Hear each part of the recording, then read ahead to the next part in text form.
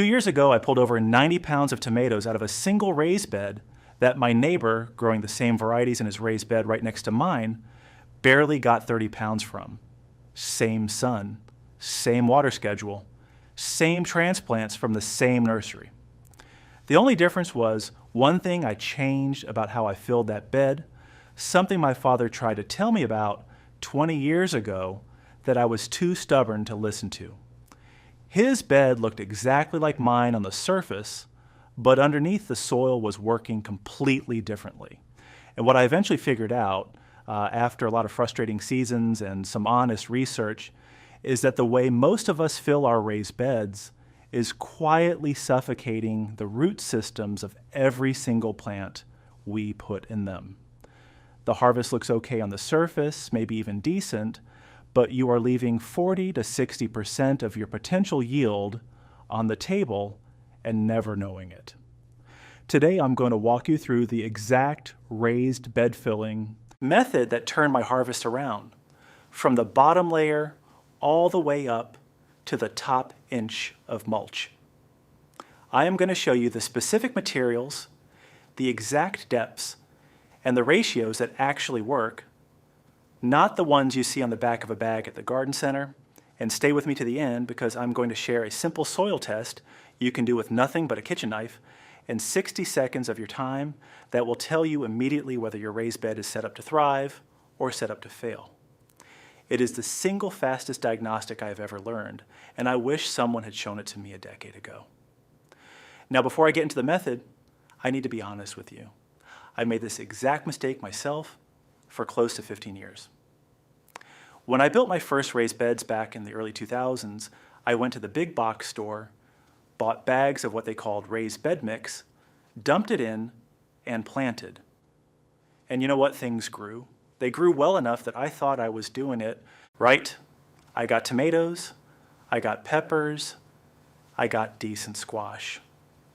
But decent is the enemy of great in the garden. And I did not know what great looked like yet. If you have been filling your beds with bagged mix straight out of the bag, or if you have been using that popular method of filling the bottom half with logs and sticks, you are not doing anything crazy wrong. You are in good company. I was right there with you. But then I started paying closer attention to what was happening below the surface, started pulling plants at the end of the season, and actually looking at root systems. And what I saw completely reset my thinking. Here's the core idea that changed everything for me once I understood it.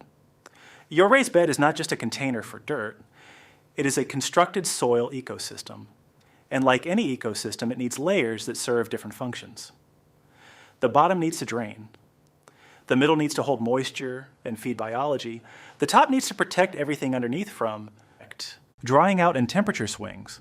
When you dump one uniform material in from bottom to top, you get one uniform set of conditions, and plant roots do not thrive in uniform conditions. They thrive in gradient conditions where moisture, air, and nutrients vary as the roots move deeper. Research out of Oregon State University has shown that layered soil profiles in raised beds produce root systems that are 30 to 40% deeper and more branched than roots grown in single material fills. Deeper roots mean better drought tolerance, better nutrient uptake, and dramatically better yields. And once you understand that your raised bed needs a gradient, not a uniform fill, every decision about materials and depths starts to make perfect sense. So let me walk you through exactly how to build this gradient from the ground up. The first thing you need to address is the very bottom of your bed. Most people skip this entirely or throw in whatever they have lying around.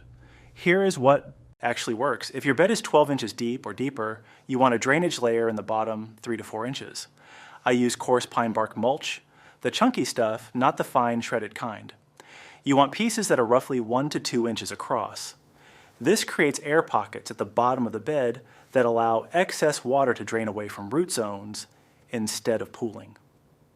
Now, some folks will tell you to use gravel at the bottom. I did this myself for years. Do not do it. Gravel actually creates what soil scientists call a perched water table. Because of the dramatic difference in particle size between gravel and the soil above it, water actually hangs in the soil layer right above the gravel instead of draining through. It is counterintuitive, but the science is clear. Coarse bark, wood chips, or even broken up leaves and small sticks work far better because the particle size transitions more gradually. If your beds are only 6 to 8 inches deep, skip the drainage layer entirely. You do not have the depth to spare, and in a shallow bed you need every inch for active root zone. Now here's where the real growing happens, the middle layer. This is the section that makes or breaks your harvest, and it is where I see the biggest mistakes. The conventional approach is to fill this zone with straight potting mix, or straight compost. What I've found works dramatically better is a blend. You want roughly 60% high-quality compost, 20% coarse vermiculite, or perlite, and 20% coconut coir or well-aged leaf mold. Let me tell you why each piece matters. The compost is your nutrient engine. It feeds the soil biology, the bacteria and fungi, and all those microorganisms that actually make nutrients available to plant roots. But straight compost compacts over time. By midsummer in a bed filled with pure compost, the top 4 inches can become so dense that water runs off the surface instead of soaking in, and air cannot reach the root zone. That is what is secretly killing your harvest. The plants look stressed, and you blame the heat or the bugs, but the real problem is underground, where roots are suffocating in compacted waterlogged soil. The vermiculite or perlite keeps the blend from compacting.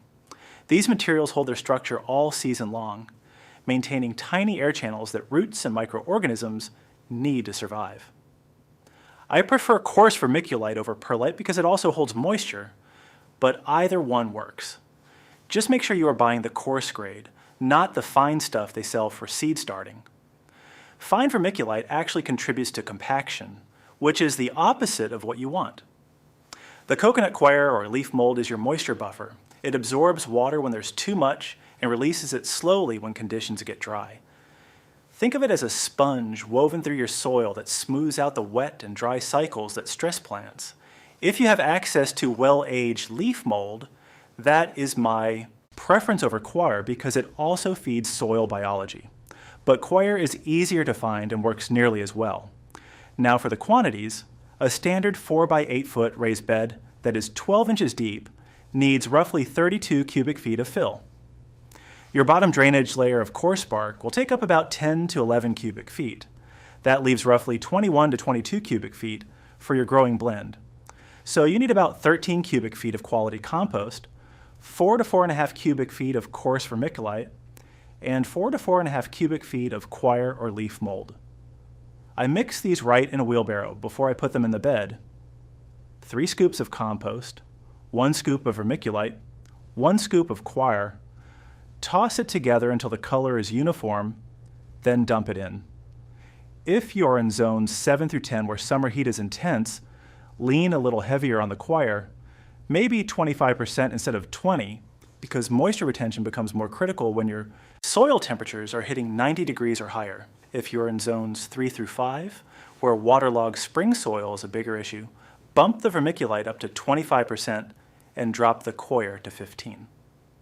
Now, I want to be straight with you about compost quality, because this matters more than most people realize. Not all compost is the same.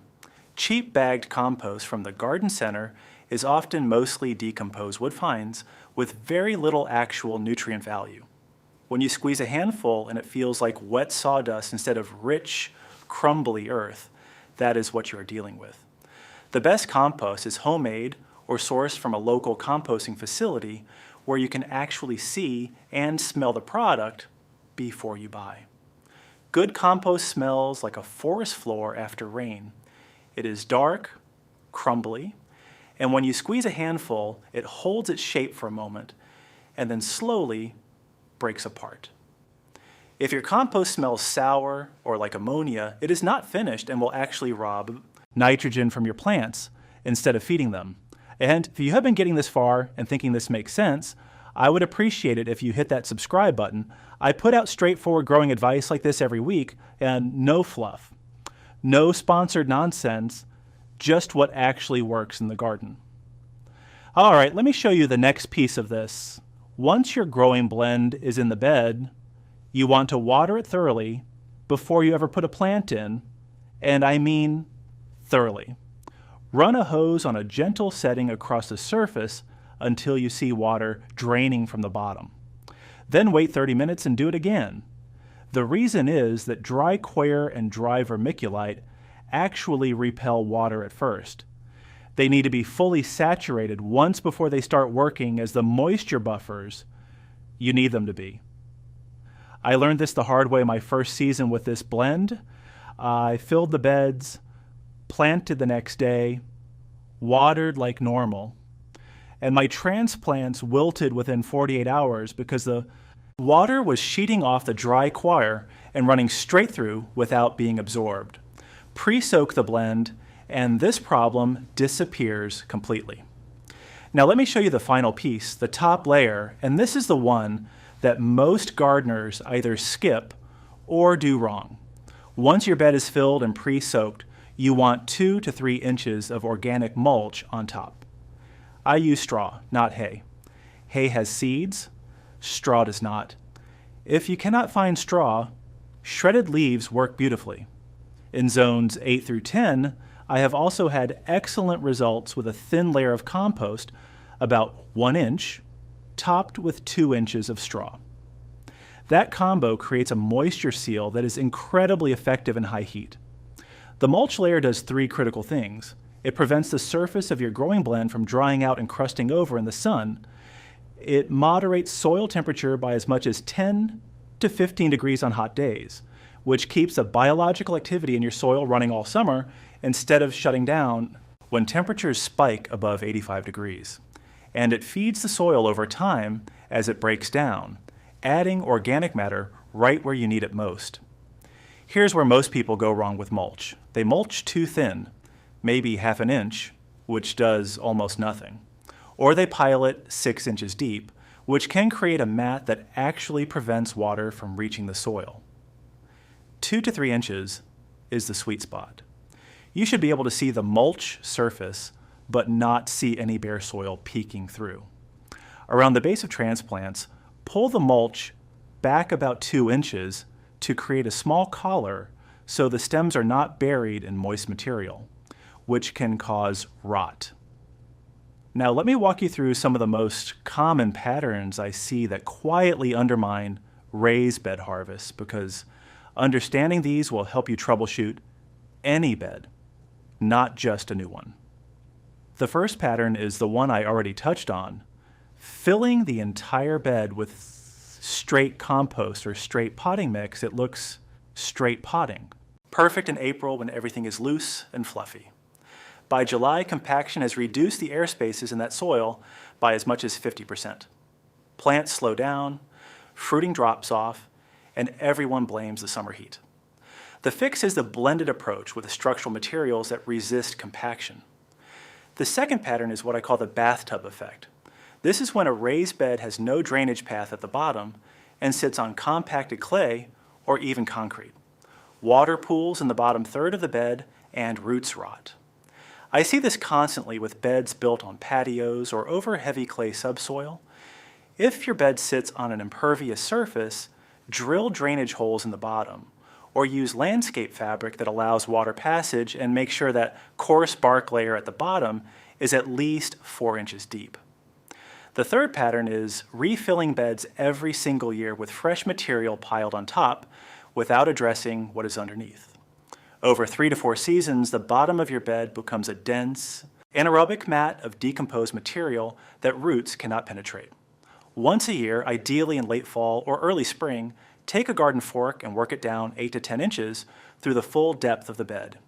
You're not turning the soil over, you're just fracturing it, opening up channels for air and water. Think of it as giving your bed a deep breath. I started doing this 3 years ago, and the difference in early spring root establishment was noticeable within the first season. The fourth pattern is neglecting to replace the mulch layer. Organic mulch breaks down. That is its job. But if you let it disappear entirely by midsummer, your soil surface bakes, crusts over, and biological activity crashes right when your plants need it most. I top up my mulch in early July every year, adding another inch to inch and a half to get back to that 2 to 3 inch total. Takes maybe 20 minutes per bed, and the yield difference in August and September is significant. Now here's the payoff I promised you at the beginning, the 60-second soil test that tells you everything you need to know about whether your raised bed is in good shape or quietly failing. Take an ordinary kitchen knife, a butter knife works fine, and push it straight down into the center of your bed. Do it in 3 spots, the center about 6 inches from one edge and about 6 inches from the opposite edge. Here's what to pay attention to. The knife should slide in smoothly with steady, even resistance all the way down. If you hit a point where resistance suddenly increases, that is a compaction layer. Your roots are hitting the same wall. If the knife slides in with almost no resistance at all, and the soil feels soggy, you have a drainage problem. And if the first 2 inches are rock hard and the knife barely penetrates, your mulch has either disappeared or your surface has crusted over. Do this test once a month during the growing season. It takes 60 seconds and it will tell you more about what is happening in your bed than any soil test kit you can buy. My father taught me a version of this with a screwdriver back when I was a kid. I ignored it for 20 years because it seemed too simple to matter. It is not too simple. It is the most useful diagnostic tool I have ever used in the garden, and it costs nothing. I would love to hear how your raised beds are doing this season. Drop a comment below and tell me what you have been filling your beds with and whether you have been seeing the compaction issues I described. If this was useful to you, share it with a gardening friend who might be fighting the same battle without knowing it. And if you're not subscribed yet, I would be glad to have you. I put out practical, no-nonsense growing advice every single week. Your raised bed is either your garden's greatest asset or its biggest bottleneck, and the difference comes down to what is inside it. Get the layers right, keep an eye on compaction, and do not skimp on the mulch. Good luck out there, and I will see you in the next one.